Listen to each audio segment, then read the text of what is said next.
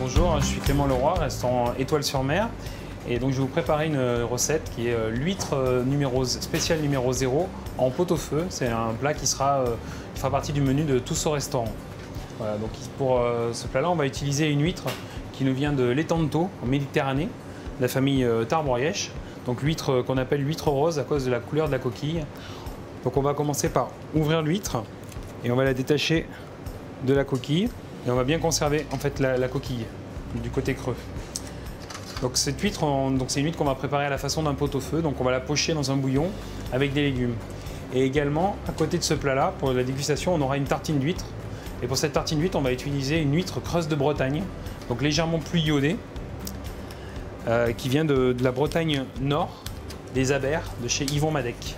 On va commencer, après on va préparer les légumes pour le pot-au-feu. Donc on va avoir un peu de fenouil, de navets, poireaux, pommes de terre Roseval, céleri branche, céleri boule, quelques radis de couleur.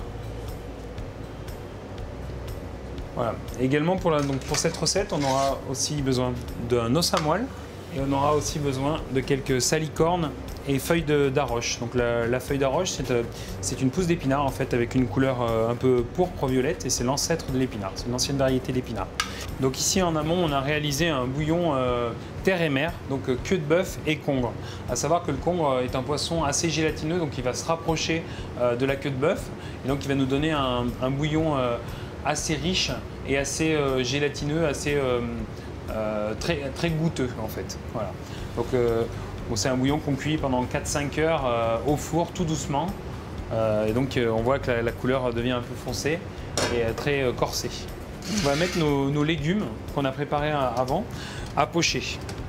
Donc ici on a un os à moelle dans lequel on a retiré la moelle de l'intérieur. Cette moelle on va la couper en tranches. Ces tranches de moelle on va également les pocher dans un tout petit peu de bouillon terre et mer. Et donc dans les légumes avec le bouillon encore chaud, on va plonger notre huître. Ce qui va permettre à notre huître de pocher tout doucement, sans la brutaliser. Parce que l'huître trop cuite, c'est vraiment pas bon. Donc on va vraiment la pocher hors du feu, dans le bouillon juste chaud. Donc pour le dressage de l'huître en pot-au-feu, donc dans une assiette creuse sur le côté gauche, on va commencer à dresser harmonieusement nos légumes, en jouant un petit peu avec les couleurs et les formes. On va dresser notre huître. Donc on voit qu'il s'est légèrement rétracté mais qui est quand même restée assez moelleuse. Donc dans l'os à moelle, on va le garnir de la moelle qui a été juste pochée, donc très doucement. On voit qu'elle est encore un petit peu légèrement rosée. Notre pain toasté qu'on va recouvrir d'huître donc concassée. Voilà, qu'on va déposer sur notre os à moelle.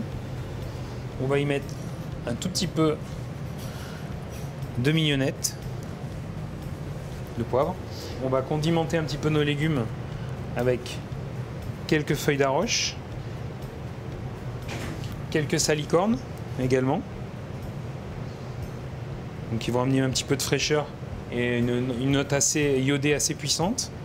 Ensuite, on va déposer un tout petit peu de wasabi sur le pied de l'huître, donc voilà, sur le muscle. Ensuite, on va refermer avec la coquille.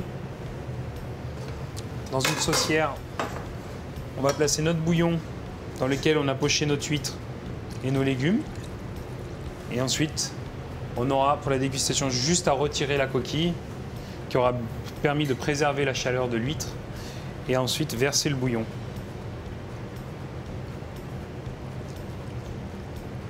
Comme ceci. Donc voici l'huître spéciale numéro 0 en pot-au-feu, accompagnée de sa tartine des Abers et os à moelle. Un plat que j'espère que vous viendrez déguster chez nous à l'occasion de tous au restaurant.